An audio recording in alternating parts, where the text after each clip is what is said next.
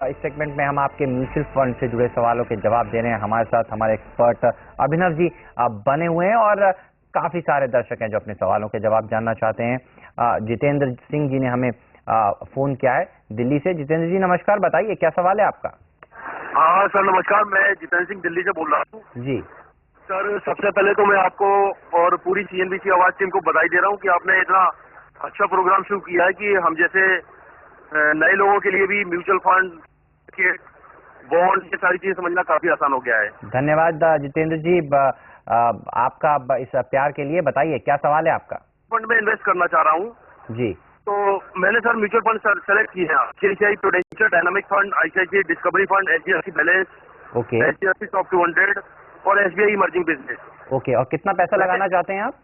मैंने सर जो थोड़ा सा अध्ययन किया है उसमें पिछले 5 साल में तकरीबन सबने 20% 22% का एवरेज रिटर्न दिया है। ओके, तो मैं सर ये जानना चाह रहा हूँ कि अगले 15 साल या 20 साल में इनका परफॉर्मेंस कैसा रहेगा और लगभग ये कितना रिटर्न दे सकते हैं। और जितेंद्र जी आपका गोल क्या है, आप अगले कितने साल के लिए पैसा लगाना चाहते हैं बताइए, और कितने साल में कितना पैसा आप चाहते हैं आपको मिले, क्योंकि आप शायद एसआईपी के जरिए पैसा निवेश करना चाहते हैं। और ये भी बताइए कि आपकी सालाना आमदनी कितनी है। हेलो जितेंद्र जी मेरा सवाल ये हाँ है सर। कि आप कितना पैसा चाहते हैं आपको मिले 10-15 साल में। आपने कहा 10-15 साल के लिए आप निवेश करना चाहते हैं, और आपकी सालाना आमदनी कितनी है। मेरी सर एनुअल इनकम करीब 6 लाख रुपए है।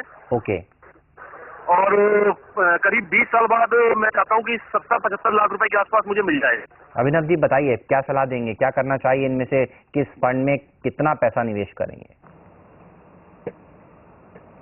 देखिए हेमंत, इन्वेस्टमेंट इसका मैं पार्ट 2 में लेना चाहूँगा। पहले पार्ट 1 में ये इनको समझना ज़रूरी है कि ये प्योरली एक पास्ट परफॉर्मेंस के रिएक्शन पे ये इन्होंने फंड सेलेक्ट करे हैं।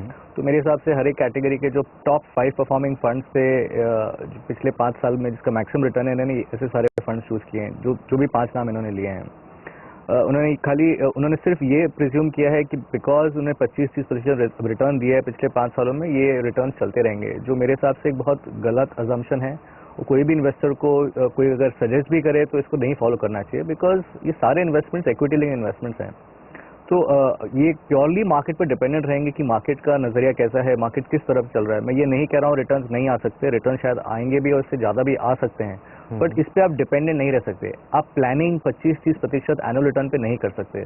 अगर वैसा होता तो सभी को इन्हीं स्कीम्स में इन्वेस्ट करना चाहिए था, ना कि कुछ और इन्वेस्टमेंट के बारे में सोचना भी चाहिए था। Coming to the second part of it, हम ये सजेस्ट करते हैं कि आप 12% का एक एवरेज रिटर्न लेके प्रिज्यूम करें, जो सेफ है अज्यूम करना, बिकॉज आपका पीरियड 15 से 20 साल का पीरियड है।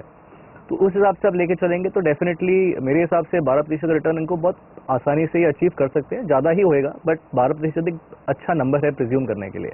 ओके, इन्होंने जो फंड सिलेक्ट करे हैं उसमें जो डिस्कवरी है थोड़ा सा mid cap base focus fund है, 2 लार्ज कैप फंड इनके पास, एचडीएफसी टॉप 200 और ICICI Pru focus blue chip fund, और एक बैलेंस फंड है जो इन्होंने एचडीएफसी का बैलेंस फंड चूज किया है। बैलेंस फंड जनरली एक 60-40 कंसेप्ट पे चलता है, जो 60 एक्विटीज में डालता है, 40 डेट में इन्वेस्ट करता है। प्योरली रिटर्न वाइज ये अच्छे लग रहे हैं, बिकॉज पिछले 5 सालों में जो बाजार चला है वो पिछले साल ही चला है, तो इसलिए आपको एवरेज बैलेंस फंड का भी रिटर्न दिख रहा है, क्योंकि इसमें डेट कंपोनेंट भी था। अगर यही फंड्स लेके चले हैं तो मेरे हिसाब से अगर ये 70-75 लाख रुपए चाहते हैं अगले 20 सालों में, और मैं 12% का एवरेज रिटर्न प्रिज्यूम करूं, इक्वली इन फंड्स में इन्वेस्ट करें, आपके करीबन 75 लाख का कॉर्पस आसानी से अचीव हो सकता है इन द नेक्स्ट 20 ईयर्स, अगर आप मंथली 15,000 रुपए अगर आप इन्वेस्ट कर रहे हैं तो। चलिए अविनाश जी, वक्त की थोड़ी कमी है, वरना और डिटेल में आपसे बात करते, लेकिन धन्यवाद आपने समय निकाला, सीएनबीसी आवाज पर आए और हमारे दर्शकों के सभी सवालों के जवाब दिए। चलिए सौदा आपका में मुझे भी दीजिए इजाजत, लेकिन आप बने रहिए सीएनबीसी आवाज के साथ। ब्रेक के बाद लेकर आएंगे कमोडिटी राउंड अप, आप बने रहिए।